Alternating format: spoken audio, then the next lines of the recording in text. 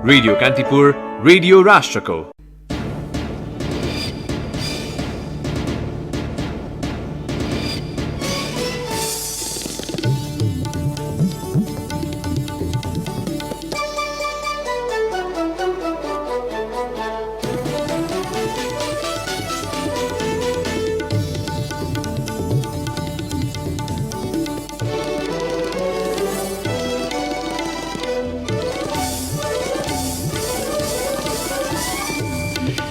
ईश्वरका नाममा शपथ समेत नलिएका प्रधानमन्त्री ओलीद्वारा पशुपतिनाथको मन्दिरमा संकल्प पूजा राजनैतिक अर्थ रहेको जानकारहरूको टिप्पणी। प्रतिनिधि सभा विघटनको विरोधमा नागरिक तहबाट भएको शान्तिपूर्ण आन्दोलनमा सरकारको निर्मम दमन।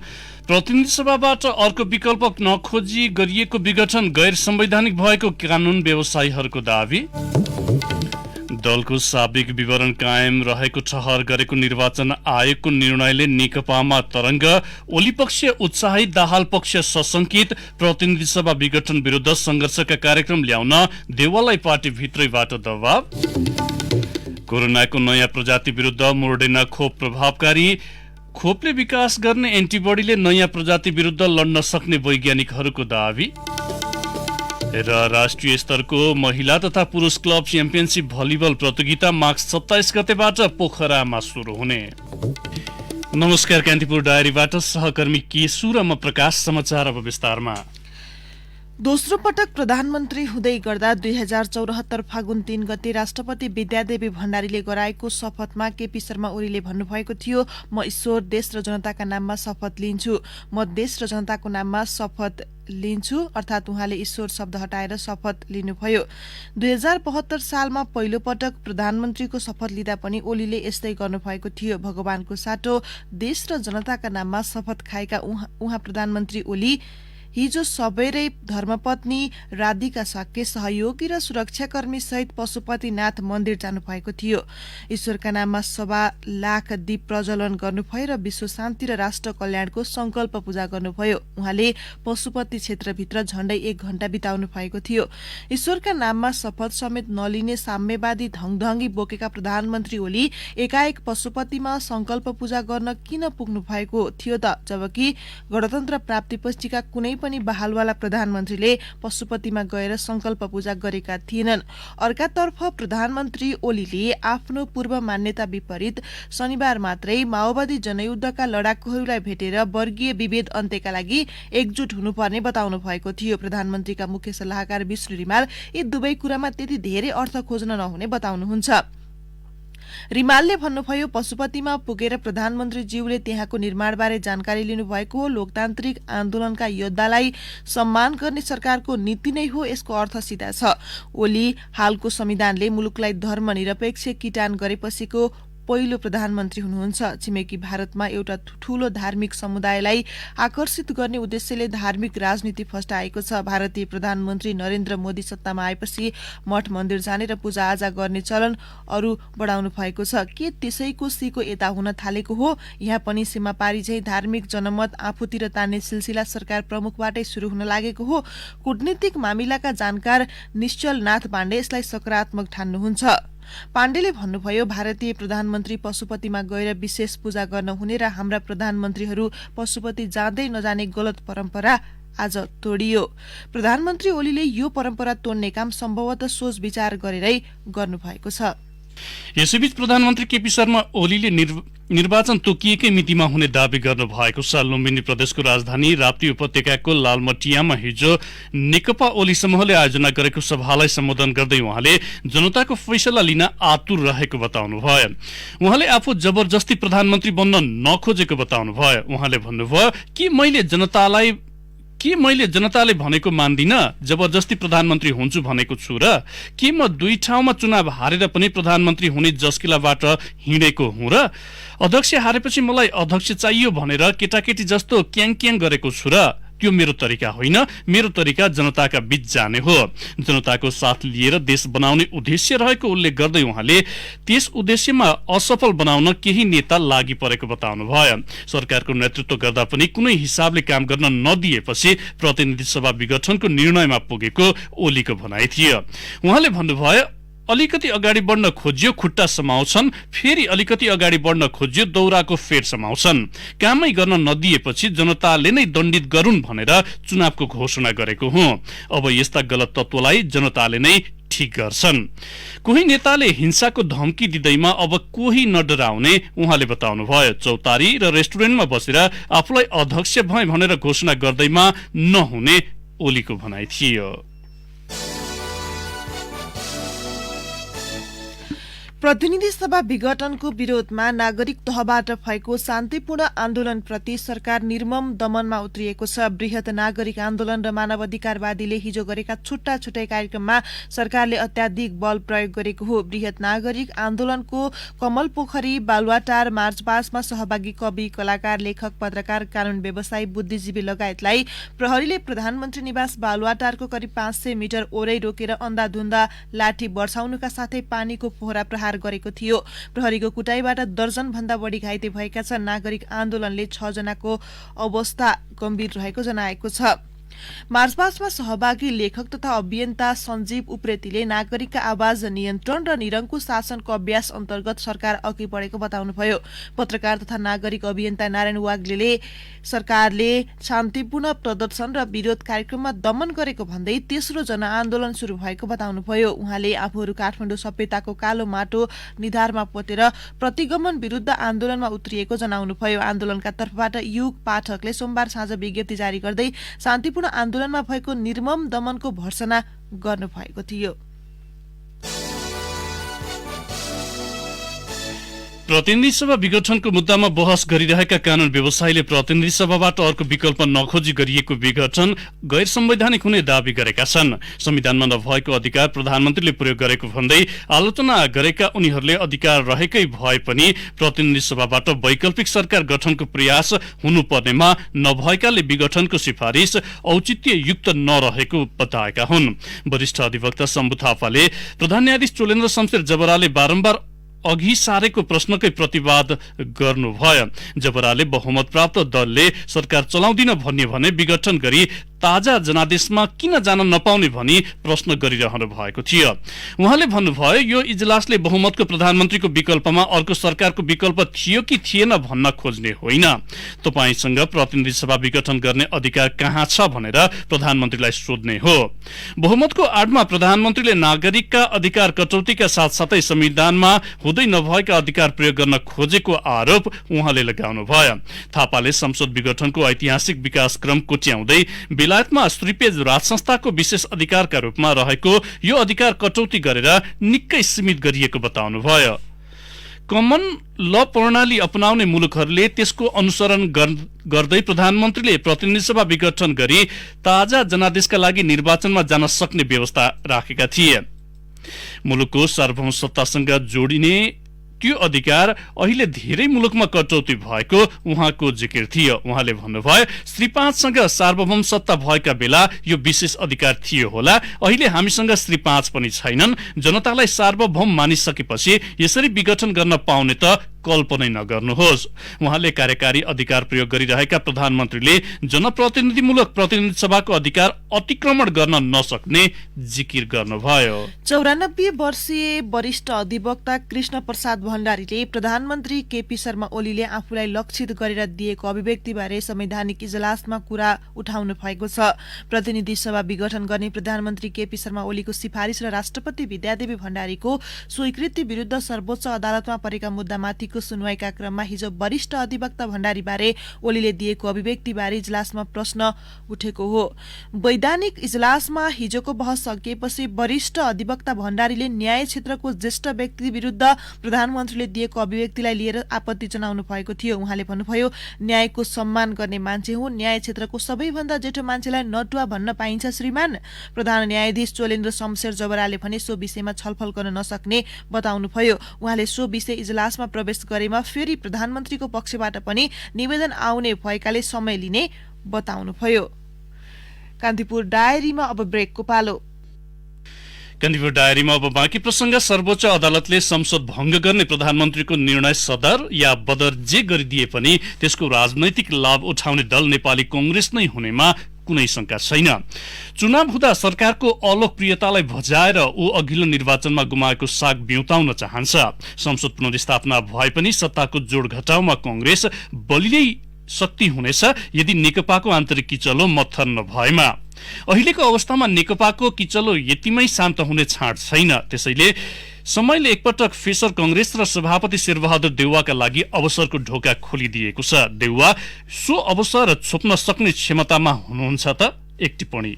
प्रतिनिधि सभा विघटन गर्ने कदमपछि नेपाली राजनीतिमा कोही सर्वाधिक आलोचित छ भने त्यो प्रधानमन्त्री केपी शर्मा ओली नै हुनुहुन्छ। कर्मको फल कर्ताले नै पाउने हो, त्यस हिसाबले यसलाई स्वाभाविक मान्न सकिन्छ। तर प्रधानमन्त्रीको कदमलाई लिएर नेपाली कांग्रेसका सभापति शेरबहादुर देउवा पनि आफ्नै पार्टी भित्रबाट आलोचित हुनुहुन्छ। यो चाहिँ अलि बुझिन सक्नुको छ। प्रतिनिधि सभा भंग गर्ने प्रधानमन्त्रीको निर्णय विरुद्ध आन्दोलन गर्दा पनि उहाँलाई धर छैन र सो विषय सर्वोच्च अदालतमा विचाराधीन भएकाले पर्ख र हेरमा बसौं भन्दा पनि देउवालाई सुख छैन। प्रतिनिधि सभा भंग गरेर ताजा जनादेशमा जाने निर्णय हुँदा गभर्नमेन्ट इन वेटिङ कांग्रेसले दुःख मान्नु पर्ने कुनै कारण थिएन। अझ सरकार आफ्नै कारणले अलोकप्रिय भइरहेको र नेकपा आन्तरिक रणकोको उत्कर्षमा भएका बेला चुनावको घोषणा हुँदा प्रतिपक्षीलाई त हानि भन्दा लाभ नै धेरै हुने हो। भलै यो कदम लोकतान्त्रिक थियो कि थिएन वा यसले लोकतन्त्रका अवयवलाई अस्तव्यस्त तुल्याउँथ्यो कि तुल्याउँथेन भन्ने बारे छुट्टै बहस गर्न सकिन्छ। चुनावमा जाने कुरा जहिले पनि प्रतिपक्षीका लागि स्ट्रेन्थ नै हो। अझ कांग्रेस जो अघिल्लो चुनावमा प्रतिपक्षी त्यसमा पनि अत्यन्त कमजोर किताबमा हुतिएको थियो, उसलाई आफ्नो स्थान सुधार गर्ने र सत्तारोहणका लागि यो एउटा प्रबल मौका हुन्थ्यो नै। लोकतान्त्रिक पार्टीले चुनावमा जान डराउन हुन्न भन्ने देउवाको अडानमा दम छ। कांग्रेसलाई फेरि एक नम्बरको पार्टी बनाऊ भन्ने देउवाको चाहना आफैमा नराम्रो पनि होइन। प्रधानमन्त्री ओलीले आफू हार्दैछु भन्ने चुनाव गराउनु हुन्छ कि हुन्न भन्ने प्रश्न बरु एक क्षय हो। जसले जे भने पनि देउवा मुलुकको राजनीति कता लाग्छ भनेर लक काट्न सिपालु नेता हुनुहुन्छ। अघिल्लो चुनाव अघि उहाँले मुलुकमा कम्युनिस्टहरूले 2/3 मत पाए रुन समेत नपाइने बताउनु भएको थियो। उहाँको सो कुरालाई धेरैले उडाए, तर अहिले मुलुकको अवस्था हेर्दा रुनु न हाँस्नुकै छ। कांग्रेसभित्र प्रतिनिधि सभा भंग गर्ने प्रधानमन्त्रीको कदम विरुद्ध आन्दोलन गर्नुपर्ने र पुष्पकमल दाहाल अनि माधव नेपाल समूहलाई सघाउनु पर्ने मत बलियो भइरहँदा देउवाले नेकपा औपचारिक रूपमा फुटी नसकेको भन्दै पहिले औपचारिक रूपमा नेकपा विभाजन भएको निर्णय आउन पर्ने अडान राख्नु भएको थियो। नेकपा आधिकारिकता विवादमा निर्वाचन आयोगको पछिल्लो निर्णयले पनि देउवाकै दृष्टिकोणलाई बल पुर्याएको छ। अघिल्लो संसदीय निर्वाचनमा हारको नमिठो स्वाद चाखे पनि कांग्रेस अहिले पनि राष्ट्रिय राजनीतिको केन्द्रबिन्दुमै छ। अहिलेकै अवस्थामा पनि कतिपय प्रदेश सरकारको गठनमा कांग्रेस निर्णायक शक्ति नै छ। मुलुकको राजनीतिक अवस्थामा अकल्पनीय परिवर्तन नभए आउने निर्वाचनमा नेपाली कांग्रेस कम से कम संसदको सबैभन्दा ठूलो राजनीतिक दलका रूपमा उपस्थित हुनेमा कुनै दुविधा छैन। कांग्रेस बलियो प्रतिपक्षी नहुँदा पनि नेकपा भित्रको शक्तिले बलियो प्रतिपक्षीको भूमिका निर्वाह गर्नु पर्यो। देउवाले यो कदम बुझेर चाल्नु भएको हो भने उहाँले एक हदको दूरदर्शिता नै देखाउनु भएको हो। कांग्रेसका प्रधानमन्त्रीले संसद भंग गरेको भए र प्रतिपक्षीमा कम्युनिस्ट शक्ति भएका भए यतिखेर मुलुकका कैयन शहरका रेलिङ भाँजिसकेका हुन्थे। मुलुक ठप्प र अस्तव्यस्त भइसकेको हुन्थ्यो। त्यस अर्थमा सभापति देउवाको कदम लोकप्रिय भएन होला, तर गैर राजनीतिक चरित्रको र गैर जिम्मेवार छैन। सत्तारूढ दलका नेताले कांग्रेसलाई प्रजा परिषद भनेर हेएको दृष्टिले पुकार्दा र देउवा कांग्रेसबाट अन्तिम प्रधानमन्त्री भएर हुंकार गर्दा पनि त्यसमा प्रतिक्रियात्मक हुनुभन्दा रक्षात्मक हुने उहाँको कदमकै कारण अहिले कांग्रेसको अनुकूल समय आएको हो। तर अहिले संसद पुनर्स्थापना नहुँदा या ओलीको कदम नसचिँदा पनि लोकतन्त्र बच्छ भन्ने भ्रममा उहाँ रहन पाउनुहुन्न। सर्वोच्च अदालतमा विचाराधीन मुद्दामा दबाब नदिने देउवाको नीति ठीक भए पनि त्यसैको निहुमा प्रतिगमन विरुद्धको आन्दोलनलाई कमजोर बनाउनेहरूलाई फाइदा पुग्नेतर्फ भने उहाँ सचेत हुनै पर्छ। कारण उहाँ नेपाली कांग्रेसको सभापति हो र लोकतन्त्रको रक्षा गर्ने अभिभारा पनि त्यसैको हैसियतमा देउवालाई प्राप्त छ। रेडियो कान्तिपुरका लागि पवन आचार्य। कान्तिपुर डायरीमा अब कान्तिपुर सविस्तार।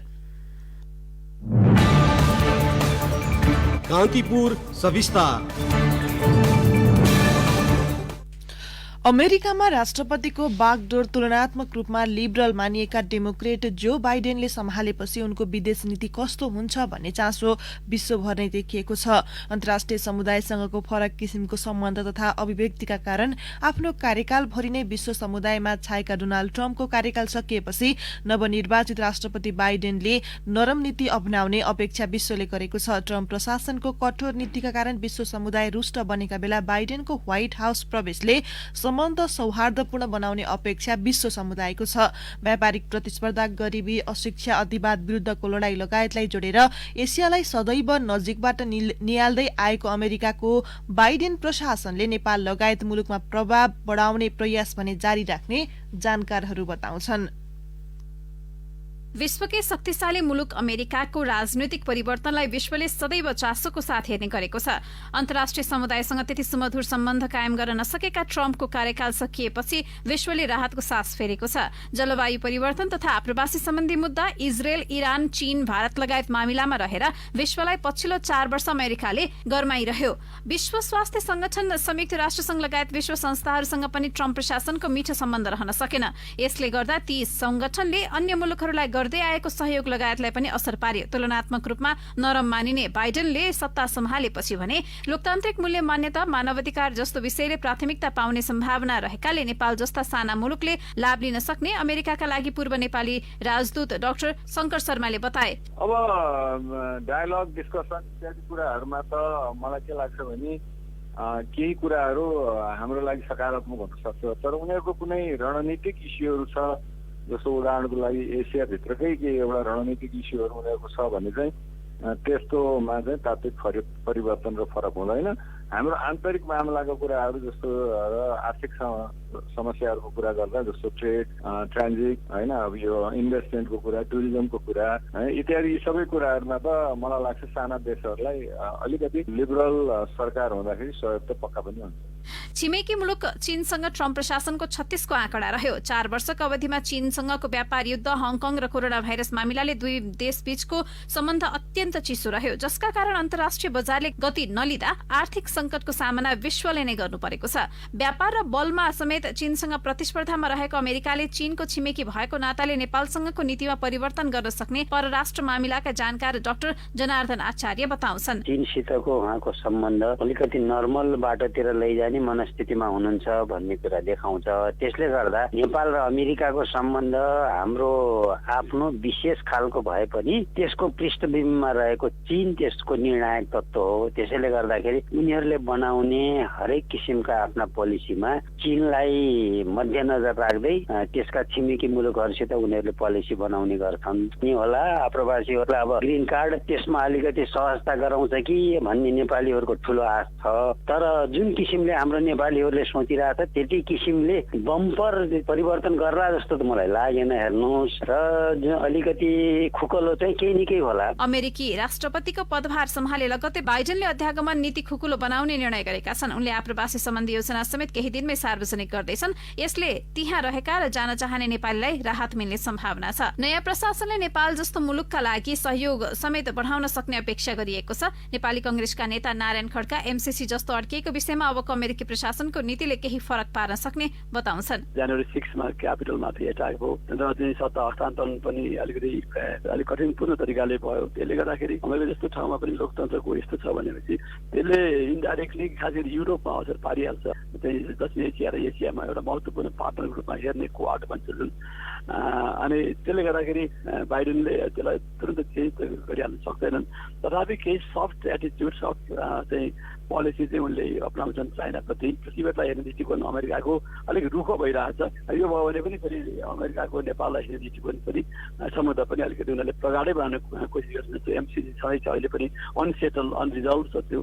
यसले गर्दाखेरि चाहिँ मलाई लाग्छ चीन र भारतसँगको सम्बन्ध जुन सुरक्षा आदिका मामिलामा ठुलो चेन्जहरू नहोला, तर चाइनालाई अलिकति उनीहरूले नर्मलाइज गर्ने कोसिस गर्छन्। अमेरिका दक्षिण एसियाका नेपाल, भुटान लगायत मुलुकसँगको सम्बन्ध लामो समयदेखि स्थिर छ, जसका कारण यी मुलुकलाई लिएर अमेरिकाको नीतिमा ठूलो बदलाव नहुने पक्का जस्तै छ। यही कारण रणनीतिक रूपमा अमेरिकाले प्रत्यक्ष हस्तक्षेप नगरे पनि ठूला दुई छिमेकी चीन र भारतसँगको सम्बन्धका कारण संयुक्त राष्ट्रसंघका विभिन्न अङ्ग मार्फत नेपालको विकास निर्माणको बहानामा प्रभाव भने बढाउने सम्भावना छ। रेडियो कान्तिपुरका लागि दिवा भट्टराई।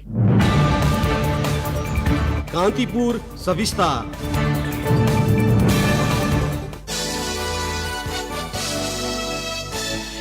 निर्वाचन आयोगले नेकपाको विधान अनुसार केपी शर्मा ओली र पुष्पकमल दाहाल नै अध्यक्ष रहेको निर्णय गरिदिएपछि नेकपाको समस्या अर्को चरणमा प्रवेश गरेको छ। आयोगले राजनैतिक दल सम्बन्धी नियमावलीको नियम 25(6) बमोजिम दलको साबिक विवरण कायम रहेको जानकारी हिजो अध्यक्ष केपी शर्मा ओली र पुष्पकमल दाहाललाई दिएको हो। आयोगले आइतबार गरेको निर्णयको औपचारिक जानकारी हिजो दिएसँगै नेकपा भित्रको विवाद थप जटिल बनेको छ।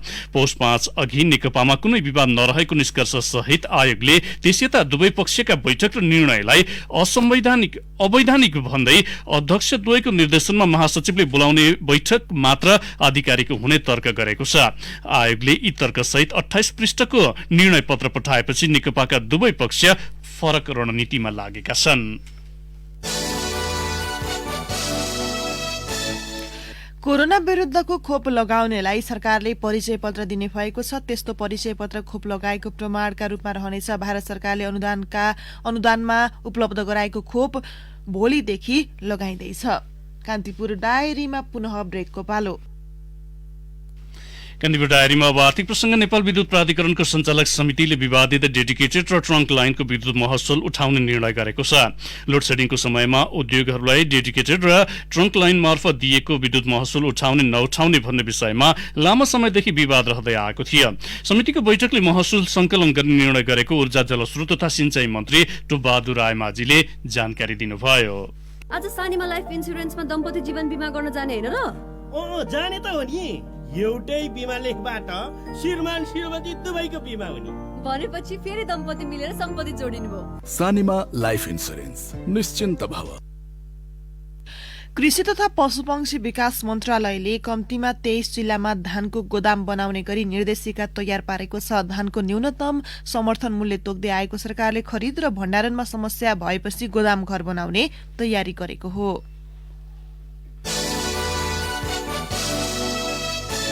कान्तिपुर डायरीमा अब एउटा अन्तर्राष्ट्रिय प्रसंग। अमेरिकी मोडर्नाले निर्माण गरेको खोप नयाँ प्रजातिको कोरोना भाइरस विरुद्ध पनि प्रभावकारी हुने देखिएको छ। युके र दक्षिण अफ्रिकामा गरिएको परीक्षणमा सो खोप प्रभावकारी पाइएको कम्पनीका वैज्ञानिकहरूले दावी गरेका छन्। उनीहरूका अनुसार प्रयोगशालामा गरिएको परीक्षणले सो खोपले विकसित एन्टिबडीले नयाँ प्रजातिको भाइरस विरुद्ध लड्न सक्ने देखिएको हो। यद्यपि यसबारे थप यकिन गर्न विस्तृत अध्ययन आवश्यक भएको वैज्ञानिकहरूको भनाइ छ। पछिल्लो समय कोरोना भाइरसको नयाँ प्रजाति विश्वका विभिन्न मुलुकमा फैलिरहेको छ। विश्व स्वास्थ्य संगठनका अनुसार हाल 60 भन्दा बढी मुलुकमा सो भाइरस पुष्टि भइसकेको छ। अब खेल प्रसंग। पोखरामा राष्ट्रिय स्तरको महिला तथा पुरुष क्लब च्याम्पियनशिप भलिबल माघ 27 देखि हुने भएको छ। टाइगर ग्रुप अफ पोखरा नेपालले आयोजना गर्ने टाइगर कप आमन्त्रित प्रतियोगिता फागुन 1 सम्म चल्नेछ। प्रतियोगितामा महिलातर्फ APF club Tribhuvan army Nepal police र न्यू डायमण्ड एकाडेमी तथा पुरुषतर्फ एपीएफ आर्मी नेपाल पुलिस र गण्डकी प्रदेश टिमको सहभागिता रहने सोमबार पत्रकार सम्मेलनमा जानकारी गराइयो। राउन्ड रोबिन लीगका आधारमा खेलाइने प्रतियोगितामा महिला र पुरुष विजेताले समान 1.5 लाख रुपियाँ पुरस्कार पाउने टाइगर ग्रुपका अध्यक्ष नारायण प्रसाद शर्माले बताए। दोस्रो 75,000 तथा तेस्रोले 35,000 पाउनेछन्। सान्तोनातर्फ दुवै टिमलाई समान 15,000 प्रदान गरिनेछ।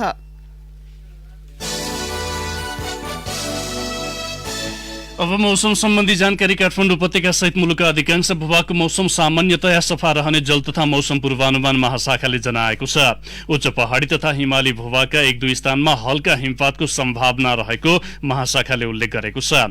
केही बेर अघि काठमाडौँ उपत्यकाको तापक्रम 4 डिग्री सेल्सियस मापन गरिएको छ। आजको न्यूनतम तापक्रम 2 र अधिकतम 21 डिग्री सेल्सियस पुग्ने अनुमान विभागको छ। सूर्योदय केही बेर अघि 6:53 भयो भने सूर्यास्त भरे साँझ 5:40 हुनेछ।